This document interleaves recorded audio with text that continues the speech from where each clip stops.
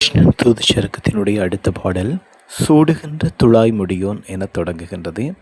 இதில் வரக்கூடிய வினாவிடைகளை பார்ப்போம். முதலாவது வினா ஆனா வினா. வீமன் தன்னை தூது அனுப்புமாறு வேண்டுகின்றமைக்கு காரணம் என்ன? வீமன் தன்னை தூது அனுப்புமாறு வேண்டுகின்றமைக்கு காரணம் என்ன? விடை எழுதிக் கொள்ளுங்கள் மாணவர்களே. கண்ணன் தூது சென்றால் தாம் முன் செய்த சபதம் தவறிவிடக்கூடும் என்பதால் அதை தவறாமல் நிறைவேற்ற வீமன் தன்னை தூதனுப்புமாறு அங்கே வேண்டி நிற்கின்றான். அடுத்த வினா கண்ணனின் பெருமைகள் எவை என கேட்கலாம். கண்ணனினுடைய பல பெருமைகள் இங்கே சொல்லப்படுகின்றது. அதில் ஒன்று ஆனா எழுதிக் கொள்ளுங்கள். துளசி மாலையை சூடிய முடியினை உடையவன்.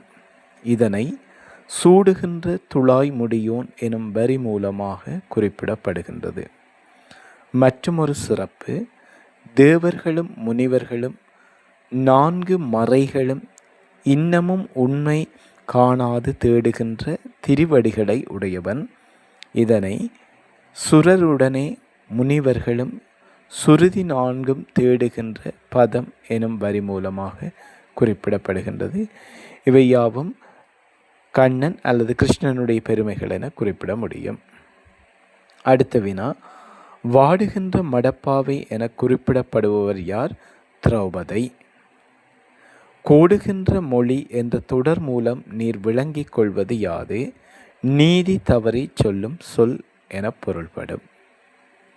அடுத்த வினா ஊனா கேள்வி. மடப்பாவை திரௌபதியின் சபதம் யாது?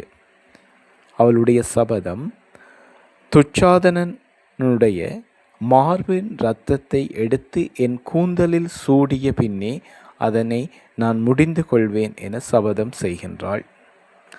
வீமனின் சபதம் எதுவென இப்பாடலில் கேட்கலாம். வீமனின் சபதம் ஊவன்னாவினாவாக கேட்கப்பட்டிருக்கின்றது. விடை எழுதிக் கொள்ளுங்கள். கொடியவனான துரியோதனனை நான் கொல்வேன் என்றும் தாய்க்கும் தாரத்துக்கும் வேறுபாடு அறியாத துச்சாதனின் மார்பை பிளந்து இரத்தம் குடிப்பேன் என்றும் வீபதம் சபதம் செய்வதாக இப்பாடலில் காட்டப்படுகின்றது. இன்னும் சில வினாக்களை இப்பாடலில் கேட்கலாம்.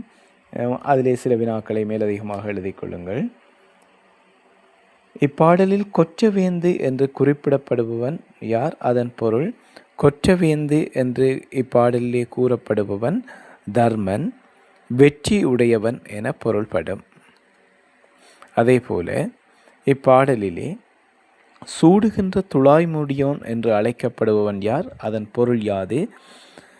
கண்ணன். சூடுகின்ற துழாய் முடியோன் என்று அழைக்கப்படுபவன் கண்ணன். பொருள் திருமுடியில் துளசி மாலையை அணிந்தவன். அடுத்த வினா வாடுகின்ற மடப்பாவை என்று குறிப்பிடப்படுபவர் யார்? அதன் பொருள் யாது?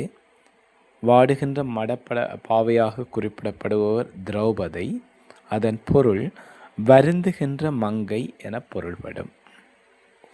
அடுத்த வினா கோடுகின்ற மொழியவன் என்று குறிப்பிடப்படுபவன் யார்?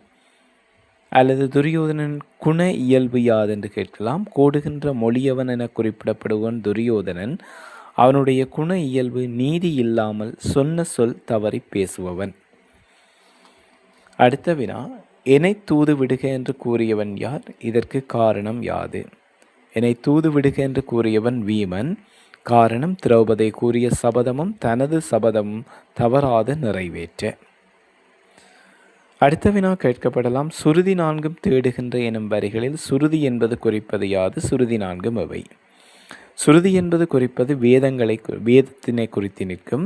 குறிப்பாக வேதங்கள் 4 எழுதிக் கொள்ளுங்கள். இருக்கு, யசுர், சாமம், அதர்வனம் எனும் 4 வேதங்கள் இருக்கின்றது. அதனைத்தான் இப்பாடலிலே கூறப்பட்டிருக்கின்றது.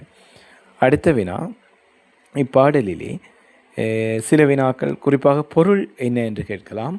இப்பாடலுடைய பொருளாக எழுதிக் கொள்ளுங்கள். வெற்றியுடைய மன்னனே, தனது திருமுடியில் துளசி மாலையை அணிந்த கண்ணன், தேவர்களும் முனிவர்களும் 4 வேதங்களும் இன்னமும் உண்மை அறியாது தேடுகின்ற தன் திருவடிகள் நடப்பதால் சிவப்பேற செல்வம் மிக்க நாட்டை பெறுவதன் பொருட்டாக தூது செல்ல வேண்டியதில்லை.